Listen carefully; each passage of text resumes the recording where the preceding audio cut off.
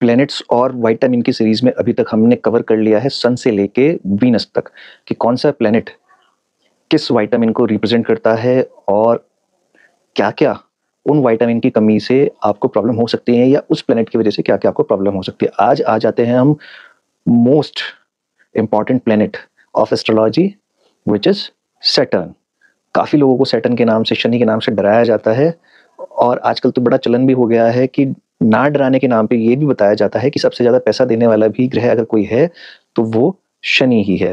तो शनि के बारे में इतनी बातें होती हैं, कोई उसको अच्छा बताता है, कोई बुरा बताता है, कोई न्याय का देवता बताता है, कोई कर्म का देवता बताता है। शनि ही शनि सब जगह है, शनै शनै, शनै का राज हर जगह आ रहा है। सबसे ज़्यादा स्लो चलने वाला ये प्लैनेट है, एक राशि 2.5 साल में अपनी ये पार करता है, 2.5 साल तक एक राशि में रहता है और पूरे राशि चक्र को, जिसको हम भचक्र कहते हैं, राशि का जो चक्र है 360 डिग्री का, 12 राशियों का, 30 डिग्री का एक राशि होता है, उसको ये पूरा करने में 30 साल लेता है। तो आदमी की आधी ज़िंदगी निकल जाती है शनि के एक संपूर्ण राशि गोचर में, यानी कि भचक्र के गोचर में, पूरा राशियों को करने में, 1 राशि से 12 राशि तक। जो साढ़े साती आती है जीवन में, वो तब आती है जब शनि आपकी चंद्र राशि से 12वें भाव में आ जाए। तो 2.5 साल वहाँ रहता है, फिर जिस राशि में चंद्रमा है 2.5 साल वहाँ रहता है और चंद्रमा से अगली राशि 2.5 साल वहाँ। तो 7.5 साल जब ये होते हैं तो इसको साढ़े साती कहा जाता है। हालाँकि इसमें डिग्री का एक इम्पोर्टेंट एस्पेक्ट होता है, वो मैं फिर कभी और डिस्कस करूँगा। अभी हम आज बताते हैं कि शनि, शॉर्ट में बताएँगे कि कारक किन-किन चीज़ों का है, कौन-सा विटामिन इससे हम रिलेट करते हैं। अगर हम शनि की बात करें तो शनि आपकी हड्डियों का भी कारक है, आपकी आँखों का भी अगर कोई प्रॉब्लम है, तो उसके लिए भी कहीं न कहीं खराब शनि ज़िम्मेदार होता है। नसों में आपकी अगर प्रॉब्लम होती है, तो उसके लिए भी शनि ज़िम्मेदार है। रीढ़ की हड्डी में कोई प्रॉब्लम होती है, हड्डियों में कहीं पे कोई प्रॉब्लम है, ऑस्टियोपाइरोसिस, ऑस्टियोपेनिया, हड्डी से रिलेटेड जो ये रोग हैं, बोन डेंसिटी का कम होना, ये भी शनि से ही होता है। नसों में कहीं कोई दिक्कत होती है, जिसकी वजह से चलने में दिक्कत हो जाती है, कमर के निचले हिस्सों में कहीं दिक्कत हो जाती है, पैरों में कहीं दिक्कत हो जाती है, तो वो भी खराब शनि के ही लक्षण कहे जाते हैं। गॉल ब्लैडर में पथरी का होना भी शनि का कहीं न कहीं कुंडली में खराब होना माना जाता है, जिसकी वजह से ये होते हैं। अब उसको मेडिकली हम देखेंगे, साइंटिफिकली देखेंगे, लाइफ़स्टाइल वाइज़ देखेंगे तो और भी बहुत कारण निकल के आएँगे। लेकिन अगर जब उसको हमें रिलेट करना है, तो हम शनि से ही इसको रिलेट करेंगे। आपके जो दाँतों की खराबी होती है, मंगल के साथ-साथ शनि भी ज़िम्मेदार है दाँतों की खराबी के लिए, जो आपके दाँतों को जल्दी गलाता और सड़ाता है। मंगल उसमें ब्लीडिंग करता है। साथ में आपके दाँतों का निकलना मंगल का है, लेकिन उनका सड़ के गिर जाना, खराब होके टूट जाना, वो शनि के अंडर में आता है। लड़कियों की बहुत समस्या रहती है नाखून टूटने की। नाखून से उन्हें विशेष, अपने नेल से विशेष लगाव होता है।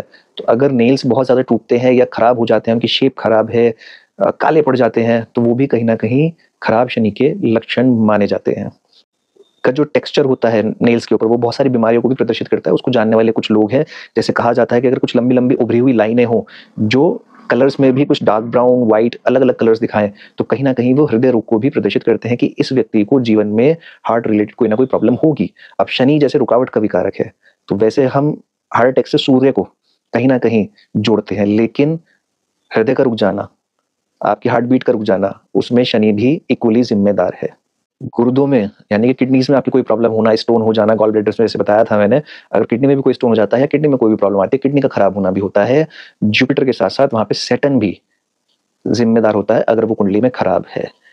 यूरिन करने में अगर प्रॉब्लम होती है, यूरिन पासिंग के लिए अगर जो होल है वो छोटा हो जाता है, तो वो भी शनि का खराब होना ही दर्शाता है। यूट्रस में कोई प्रॉब्लम है, वो भी शनि के खराब होने को ही कुंडली में दर्शाता है। काफ़ी लोगों को कॉन्स्टिपेशन रहता है, पानी कम पीते हैं, तो शनि सुखाने का भी कारक है, शरीर को सुखाता भी है। तो जब आप पानी कम पिएँगे तो शरीर आपका सूखेगा भी, इंटेस्टाइन भी आपकी सूखेंगे, उससे आपको कब्ज़ होगा। तो वहाँ पर भी कब्ज़ के लिए शनि ज़िम्मेदार है क्योंकि वो सुखाता है और जब वो इंटेस्टाइन को, आपके शरीर को, आपकी त्वचा को सुखाएगा, तो आपको कब्ज़ की भी प्रॉब्लम होगी, आपको स्टूल क्लियर करने में प्रॉब्लम होगी। बुध का भी, शनि की दशा में अगर कभी बुध चल रहा हो, तो वहाँ पे यूरिन से रिलेटेड और कॉन्स्टिपेशन से रिलेटेड प्रॉब्लम्स ज़्यादातर देखी गई हैं आती हुई। अब खराब शनि डिप्रेशन, एंग्ज़ायटी, स्ट्रेस का भी कारक है। कहीं न कहीं वो चंद्रमा को पीड़ित करेगा जो आपका मन है। तो शनि उसको जब परेशान करेगा, शनि खुद खराब होगा कुंडली के अंदर, तो वो आपको एंग्ज़ायटी, डिप्रेशन भी देगा। अब उसको हम अध्यात्म की भाषा में बोलते हैं कि शनि कर्मों का देवता है, तो वो कर्म का फल दे रहे हैं। लेकिन कहीं न कहीं वो प्लैनेटरी इम्पैक्ट होता है। कुछ लोग ये भी कहते हैं कि भाई इतनी दूर प्लैनेट बैठे हैं, हम पे कैसे असर डाल रहे हैं, हम यहाँ। तो आप समझो इस बात को कि जिन पंच तत्वों से प्लैनेट्स बने हैं, उसी पंच तत्व से हमारा शरीर बना है। वही अणु, वही परमाणु वही सब तत्व हमारे शरीर में है जो ब्रह्मांड में मौजूद हैं। इसलिए वाइब्रेशनल उनका एक आपस में कनेक्शन है जो हम अपनी आंखों से भले ही ना देख पाते हो, लेकिन फ्रीक्वेंसी वाइज वो कनेक्टेड है। इसलिए प्लेनेट का हमारे ऊपर फर्क पड़ता है, प्लैनेट्स का हमारी बॉडी के ऊपर फर्क पड़ता है, हमारे सिस्टम के ऊपर फर्क पड़ता है। इसको आपको पढ़ना पड़ेगा, तब आप समझेंगे कि क्यों ऐसा होता है। खाली बैठ के कह देना कि इतने दूर प्लेनेट है, वो मंगल क्या करेगा, यहाँ पे शनि क्या करेगा, करते हैं। जैसे मैंने अभी बताया था कि शनि सुखाता भी है, तो अगर आजकल जो कर्क लगन के लोग हैं उनकी कुंडली में शनि 9वें घर में चल रहा है, ये मैंने किसी और वीडियो में पहले बताया है। वो लोग नोटिस कर लेना कि कहीं न कहीं उनको आजकल फूड में प्रॉब्लम होगी, वो प्रॉपर खाना नहीं खा पा रहे होंगे बिकॉज़ ऑफ वर्क और एनी अदर रीज़न।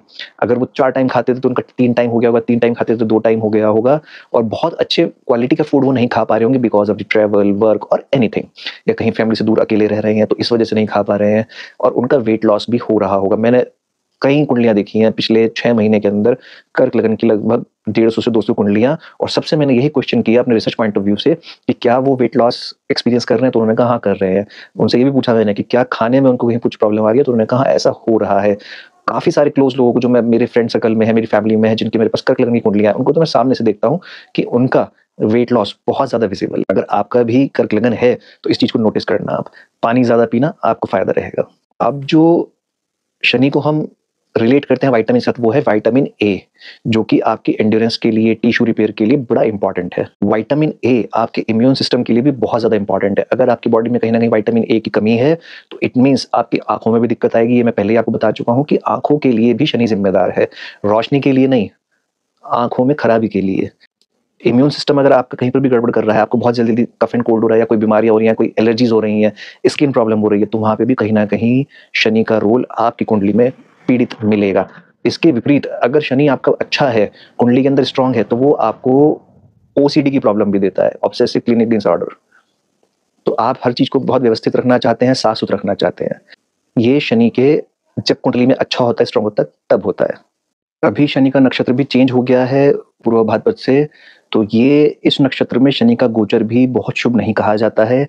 साथ में शनि अभी वक्री भी है, तो ये बहुत अच्छा समय नहीं कहा जा सकता है। बहुत सारी पुरानी चीज़ें जो आपके जीवन में हुई हैं, वो बुरी चीज़ें, वो वापस से आ सकती हैं। इसमें मैं कोई डरा नहीं रहा हूँ, जनरली होता है। लोगों के साथ आपका वाद-विवाद बढ़ सकता है।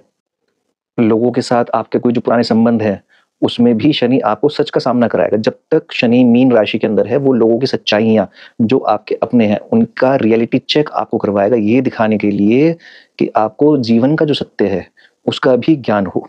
आपका जो मोह है, वो भी थोड़ा-सा भंग हो, क्योंकि शनि का काम वही है। तो इस चीज़ का भी आपको विशेष ध्यान रखना है। उतार-चढ़ाव चलते रहते हैं, हर किसी का एक छिपा हुआ चेहरा होता है। अगर वो सामने आता भी है, तो आपको अपने रिलेशन को वैल्यू देनी है, ना कि अपने इमोशंस को। क्योंकि इमोशंस को अगर आप वैल्यू देंगे, तो रॉन्ग डिसीज़न लेंगे, लड़ाई-झगड़ा करके आज आप अलग हो जाएँगे, लेकिन वो कभी ना कभी के लिए रिग्रेट आपके लिए बन सकता है। यहीं अगर आप उसको मैच्योरिटी से हैंडल करके, रिलेशनशिप को वैल्यू करके, शांत रह के थोड़ा एक तरफ, थोड़ा समय अगर आप पास कर लेते हैं, तो आपके रिश्ते भी बच जाएँगे, और आपका सबसे बड़ी बात है, खुद का मेंटल पीस भी बचेगा। तो ये था आज एक काफ़ी इलैबोरेटेड हो गया, हालाँकि मैंने सोचा था शॉर्ट बनाऊँगा 2-3 मिनट के अंदर, लेकिन शनि पे बोलने के लिए इतना कुछ है कि वो शॉर्ट में हो नहीं सकता है। फिर भी अभी आज इसको मैं यहीं पे कंक्लूड करता हूँ। I hope you liked all this information which has been provided here in this video related to Shani and the vitamin we associate with Saturn, which is vitamin A. Don't forget to take your vitamins.